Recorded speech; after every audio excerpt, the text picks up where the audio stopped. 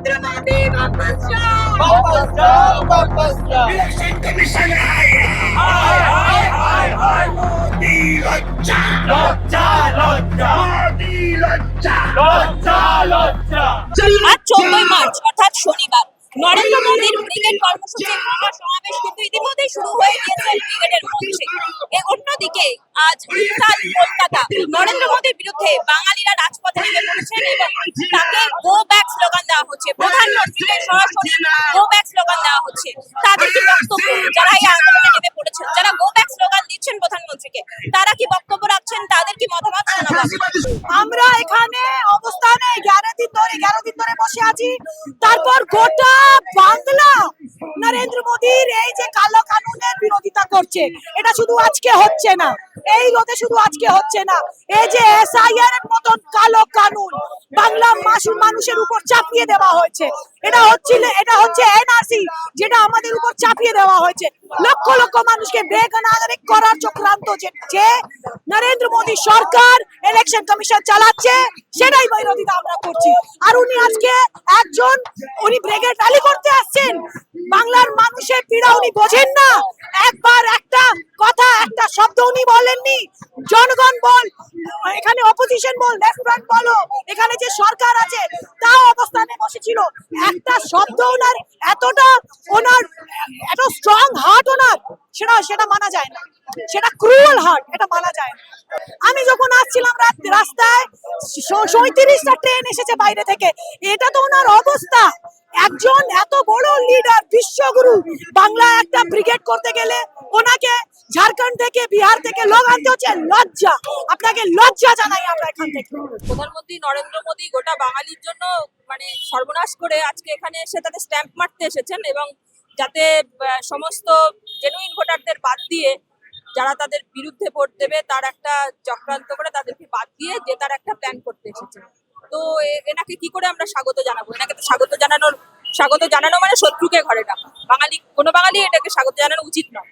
ওনাদের তো সঙ্গে লোক নেই, সে তো খুব স্পষ্ট। সঙ্গে লোক থাকলে তো ওদের এসআইআর করে জিততে চেষ্টা করতে হতো না। আর দ্বিতীয় হচ্ছে যে ওরা যে পরিবর্তন যাত্রাগুলো করেছেন, সেই পরিবর্তন যাত্রাগুলো পুরো ফাঁকা ফাঁকা গেছে। তো ওরা হাওয়া বুঝে গেছেন যে ব্রিগেডও ফাঁকা যাবে, তার জন্য ওরা বাইরে থেকে লোক এনে ভরাচ্ছেন। আগেও তাই করতেন, চিরকালই তাই করেন, এবারও করছেন। এখন তো বিপদ আরো বেশি। ইলেকশন কমিশন থেকে আরম্ভ করে বিচার ব্যবস্থা, প্রত্যেকটি আজকে এমন পরিস্থিতি তৈরি হয়েছে যে বিজেপির কথায় চলছে, বিজেপির এজেন্ডা লাগু হচ্ছে, যেখানে 1.5 কোটি বাঙালির আজকে বেনাগরিক হওয়ার মুখে বা হয়েও গেছে। এই পরিস্থিতির মধ্যে তারা দাঁড়িয়ে আছে। ফলে বাংলার মাটিতে অন্তত নরেন্দ্র মোদী, জ্ঞানেশ কুমার, এদের কোনো জায়গা নেই। সেই জন্যই তাদের বাইরের রাজ্য থেকে লোক নিয়ে আসতে হচ্ছে, কারণ বাংলার মানুষ তাদের প্রত্যাখ্যান করছে। এটা বারে বারেই প্রমাণ দিচ্ছে। সেই জন্যই তাদের বাইরে থেকে আজকে লোক নিয়ে আসতে হচ্ছে এবং এইভাবে এখানে বাংলার মাটিকে ওরা দখল করতে পারবে না বলেই আমাদের বিশ্বাস। আজকে আপনি দেখতে পাচ্ছেন যে নরেন্দ্র মোদী পশ্চিম ইলেকশন কমিশনকে ইউজ করে পশ্চিম বাংলার 60 লক্ষ মানুষকে বেনাগরিক করার প্রচেষ্টা চালাচ্ছে, অর্থাৎ আন্ডার এডুকেশনে রেখে, এবং 40 লাখ মানুষের নাম ডিলিট করে দিয়েছে অলরেডি। আর এই যে 60 লাখ মানুষের নাম বিচারাধীনের আওতায় আছে, বলা হচ্ছে এদেরকে ট্রাইব্যুনালের আওতায় যেতে হবে। আচ্ছা আপনি বলুন তো, আমরা শহরে যারা টাকা পয়সা মানুষ আছে, মুঠিত পুঁজিবাদীদের দালাল। সুতরাং যারা গ্রামের কৃষক শ্রেণীর মানুষ, দিনমজুরি মানুষ, আদিবাসী শ্রেণীর মানুষ, এদের কাছে এই 50,000 1 লাখ টাকা আসবে কিভাবে? এই 50,000 1 লাখ টাকা দিয়ে একটা লয়ার রাখতে হবে, লয়ার রেখে কোর্টে লড়াই করতে হবে। এই লড়াই করতে তাদের কাছে টাকা পাবে কোথায়? আজকে আমরা তাদের জন্য, এই বাঙালি যে নাগরিকদের একদম পুরো সংবিধান বিরোধী কাজ, ইনলিগাল ভাবে এসআইআর করা হচ্ছে। সুতরাং প্রথমে যে এসআইআর ছিল সেটা আমরা ভেবেছিলাম হয়তো সুষ্ঠুভাবে নির্বাচন করে বাঙালি নাগরিকদের যারা রোহিঙ্গা তাদেরকে চিহ্নিত করা হবে, কিন্তু এখন দেখছি নির্বাচন কমিশন, বিজেপি এর আগে পশ্চিমবাংলা দখল করতে চেয়েছিল, তারা ব্যর্থ হয়েছে। তারা আবার ইলেকশন কমিশনকে ইউজ করে দীর্ঘদিনের পরিকল্পনা করে পূর্বের যে এনআরসি করতে চেয়েছিল সেটা যখন বাতিল হয়ে যায়, তারা আবার এসআইআর এর একটা নাম দিয়ে সেই পূর্বের এনআরসি কে ফিরিয়ে পশ্চিমবাংলার নাগরিকদেরকে বেনাগরিক করার চেষ্টা করছে। এবং পশ্চিমবাংলার যে সমস্ত মুসলিম অধ্যুষিত এলাকা, মুর্শিদাবাদ, মালদা, উত্তর দিনাজপুর, দক্ষিণ দিনাজপুর, যেখানে মুসলিমদের ভোট বিজেপি পায় না, সেই সমস্ত অধিক মার্জিত মুসলিম সংখ্যা এলাকায় মুসলিমদের নাম আন্ডার এডুকেশন রেখে দিয়ে দেওয়া হয়েছে। এদেরকে নাম বাদ দিয়ে দেওয়া হবে। আর যদি এরা বেনাগরিক হয়ে যায় আগামী দিন এদের অ্যাকাউন্ট ফ্রিজ হয়ে যাবে, এদের বাইক লাইসেন্স ক্যান্সেল হয়ে যাবে, এদের ঘর বাড়ির জমির দলিল কোনো কাজে আসবে না, এদের সরকারি কোনো সুবিধা পাবে না। তো আমরা চাই না যে আমার ভাইয়ের, পশ্চিমবাংলার প্রত্যেকটা নাগরিক আমাদের ভাই, আমাদের ভাইদেরকে বেঙ্গলাইজ করা হবে, আমরা এটা মানতে পারি না। এই সংবিধান বিরোধী কাজ আমরা কোনোভাবেই মেনে নেব না। এর আগেও আমরা প্রতিবাদে স্বেচ্ছাচার হয়েছি, যতদিন পর্যন্ত এই বেআইনি এসআইআর বাতিল করা হবে আমরা ততদিন পর্যন্ত শান্ত হব না। আর পশ্চিমবাংলার বুক থেকে এই ফাঁসিবাদী নরেন্দ্র মোদী, পুঁজিবাদীদের দালাল নরেন্দ্র মোদী, আমরা জানাতে চাই গোব্যাকের মাধ্যমে আগামী দিন নরেন্দ্র মোদীকে পদত্যাগ চাই, আমরা নরেন্দ্র মোদীর পদত্যাগ চাই। কারণ এই নরেন্দ্র মোদী ব্যর্থ প্রধানমন্ত্রী, আজকে আমার দেশকে বাইরের দেশ থ্রেট দিচ্ছে। আজকে আমেরিকা ঠিক করে দিচ্ছে 30 দিনের জন্য ছাড়পত্র দেওয়া হলো তেল কেনার জন্য রাশিয়াকে। আজকে হরমুজ প্রণালী বন্ধ হয়ে গেছে, গ্যাসের দাম বৃদ্ধি পাচ্ছে, নাগরিকদের জিনিসপত্রের মূল্য বৃদ্ধি পাচ্ছে। সুতরাং আমরা চাই না এই এই প্রধানমন্ত্রীর আমরা পদত্যাগ চাই, এবং নির্বাচন কমিশনের দালাল জ্ঞানেশ কুমার এরও পদত্যাগ চাই আমরা। এই যে রোহিঙ্গা বাঙালি বলছে শুভেন্দু অধিকারীর মতন গাদ্দার, এর দেশের গাদ্দার, এর দেশের শত্রু, এর বাপ রোহিঙ্গা, এর মা উৎপাস্তু, এরা সব এখানে এসে এখন মুসলমান আর হিন্দুর মধ্যে ডিভাইডেড অ্যান্ড রুল পলিসি করতে চাইছে। শুভেন্দু অধিকারীকে বলে দিতে চাই, এরা ইলেকশন কমিশনকে ইউজ করে এই 7 লাখ মানুষের যে নাম বিচারিতের আওতায় রাখা হলো এগুলোকে মুসলিম অধিষ্ঠিত করা হলো, কিন্তু 40 লাখ যে মানুষের নামগুলো বাদ দিয়ে দেওয়া হলো সেগুলো কেন প্রকাশ্যে আনা হচ্ছে না? সেগুলো কেন? কারণ সেগুলো সব মাতুয়া আদিবাসী শ্রেণীর মানুষ আছে সেই ডিলেট করার মধ্যে, সেই জন্য এগুলো সামনে আনছে না। মুসলিমদের নামগুলো সামনে এনে বলা হচ্ছে মুসলিমরা রোহিঙ্গা, আর যখনই কোনো মুসলিম ছেলে আওয়াজ তোলায় তখন তাদেরকে এনআইএ বিভিন্ন মামলায় বন্দী করে দেওয়া হচ্ছে, মুসলিমদের আওয়াজকে বাকরুদ্ধ করে দেওয়ার চেষ্টা করা হচ্ছে। চলবে না, বাংলায় কখনো অন্যায় মেনে নেয়নি। এই বাংলা থেকে স্বাধীনতার আওয়াজ উঠেছিল, ক্ষুদিরাম বসু থেকে সুভাষচন্দ্র বোস, মাতঙ্গিনী হালদার, সবাই তিতুমির, সকলে মিলে এই বাংলা থেকে সর্বপ্রথম স্বাধীনতার আওয়াজ উঠেছিল, স্বাধীন করেছিল, পুরো ভারতবর্ষে ছড়িয়ে গিয়েছিল। স্বাধীনতা আমরা জয় করেছি। বিগত দিনে এই ধর্নামঞ্চ, যার থেকে আজকে আমরা এখানে এসেছি, এই ধর্নামঞ্চ 2019 সালে এনআরসি মুভমেন্টের সময় ব্যাপক বৃহত্তর আন্দোলন পুরো দেশে ছড়িয়ে দিয়েছিল এবং সেখান থেকে এনআরসি বাতিল করতে পেরেছিল। আজকেও আমরা প্রতিজ্ঞাবদ্ধ যে আমরা এই ধর্নামঞ্চ থেকে আগামী দিন এই এসআইআর বাতিল করব, কারণ এটা হচ্ছে সংবিধান বিরোধী এসআইআর, সঠিকভাবে এসআইআর না। এরা কোনো শক্তিকে ফায়দা করে দেওয়ার জন্য, বিজেপি শক্তিকে ফায়দা করে দেওয়ার জন্য ইলেকশন কমিশনকে অস্ত্র হিসেবে ব্যবহার করা হচ্ছে। এসআইআর এর মতন এত বড় একটা মানবতা বিরোধী, এত বড় একটা পরিকল্পনা, ষড়যন্ত্র, আজকে 1.5 কোটির উপরে মানুষকে তারা বেনাগরিক, বেঘর, বেআইনি ঘোষণা করে দিয়েছে। আমরা এরপরেও কি মনে করব যে তাকে ওয়েলকাম করব, না আমরা গো ব্যাক করব? আমাদের এই যে আজকের এত বড় অন্যায় করার পর মোদি এত বড় স্পর্ধা দেখাচ্ছেন, কলকাতায় আসার মতন, বাংলায় আসার মতন স্পর্ধা দেখাচ্ছেন, আমাদের মনে হয় যে একে গো ব্যাক বলে আমরা কম বলছি। আমাদের এরকম মানবতা বিরোধী লোককে একেবারে দেশ থেকে বার করে দেওয়া উচিত। উনি ইসরায়েলকে ফাদারল্যান্ড বলেছেন, তো উনি ইসরায়েল ফাদারল্যান্ডে চলে যান, বাইরে থেকে আনবে ছাড়া আর কি করবে? তারা আসলে তারাই তো বাইরের লোকেদের উপরে নির্ভর, আর মার্কিনীদের উপর নির্ভর, ইসরায়েলের উপর নির্ভর।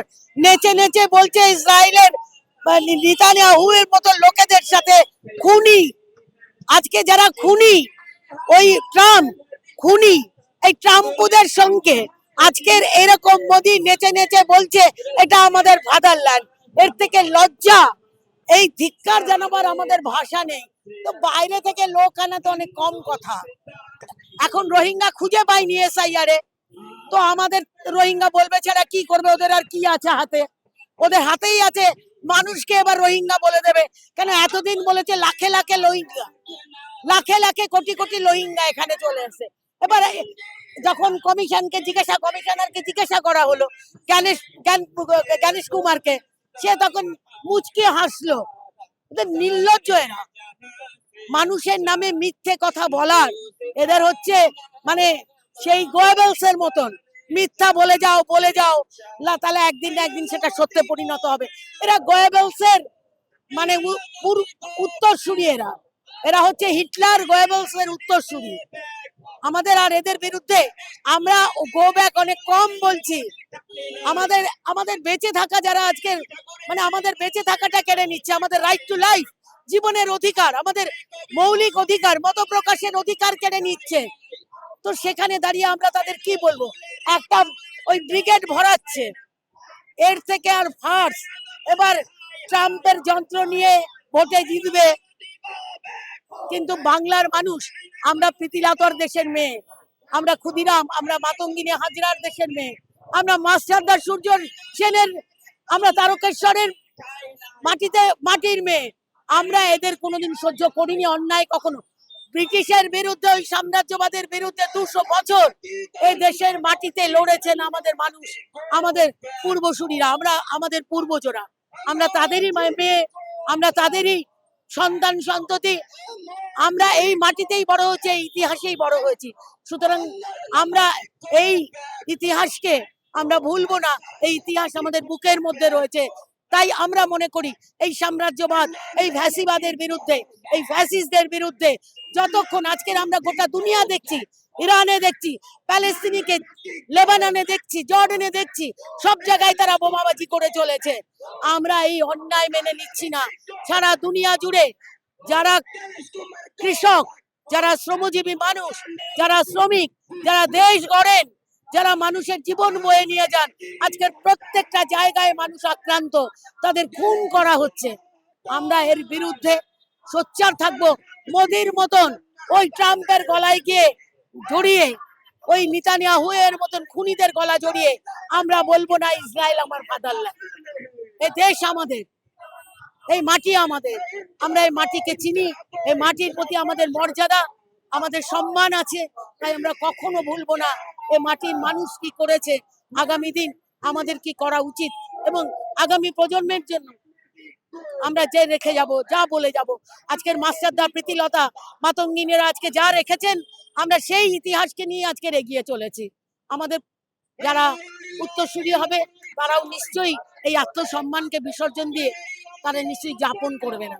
কারণ আমাদের নাগরিকত্ব ছিনিয়ে নেবার চক্রান্ত তৈরি করেছে এসআইআর দিয়ে। নো এনআরসি না, যেটা নো এনআরসি সেটাই হচ্ছে এসআইআর। এটা আমাদের বুঝতে পেরেছি আমরা, তাই আমরা বলছি মোদি গো ব্যাক। মোদি আমাদেরকে ষড়যন্ত্র করে আজকে রাস্তায় নামিয়েছে, আমাদের নাগরিকত্ব ছিনিয়ে নিচ্ছে, আমাদের মহিলাদের স্বাধীনতা ছিনিয়ে দিচ্ছে, মতুয়াদের এবং দলিতদের এবং মুসলিমদের, যত মাইনরিটি আমরা, আমাদের আজকে অধিকার ছিনিয়ে নেবার চক্রান্ত এনেছে এসআইআর দিয়ে। তাই জন্য আমরা চাইছি না মোদি আমাদের রাজ্যে থাকুক, তাই আমরা চাই মোদি গো ব্যাক। এটাই তো ওনার কাজ। উনি বাইরে থেকে লোক এনে ভিড় বাড়িয়ে দেখাতে চেষ্টা করেন, বোঝাতে চেষ্টা করেন যে আমার প্রচুর ফলোয়ার, আমার প্রচুর অন্ধভক্ত আছে যারা আমাকে নির্বাচনে আনতে চায় বাংলায়। কিন্তু বাংলা মোদিকে চায় না, বাংলা মোদিকে চায় না। তার একটাই কারণ, কারণ বাংলা মোদি বিরোধী আমরা। এই কারণেই সে নারী অধিকারে বিশ্বাসী নয়, সে মতুয়াদের, সংখ্যালঘুদের অধিকারে বিশ্বাসী নয়। একজন খুনি বলা যেতে পারে তিনি আর তার কমিশনার, ইলেকশন কমিশনার, তারা যেভাবে দিনের পর দিন মানুষকে খুন করে চলেছে বিভিন্ন আইন এনে, বিভিন্ন ভাবে, বিভিন্ন চক্রান্তের দ্বারা। সেই জন্য আমরা মোদিকে চাই না। মোদি যতই দেখাক বাইরের লোক ভাড়া করে এনে যে তার বিশাল পপুলারিটি, কিন্তু আমরা জানি মোদিকে বাংলা চায় না। আমরা বাংলায় মোদিকে আসতে দেবো না। মোদি তাকে, তাই বলা হচ্ছে মোদি গো ব্যাক।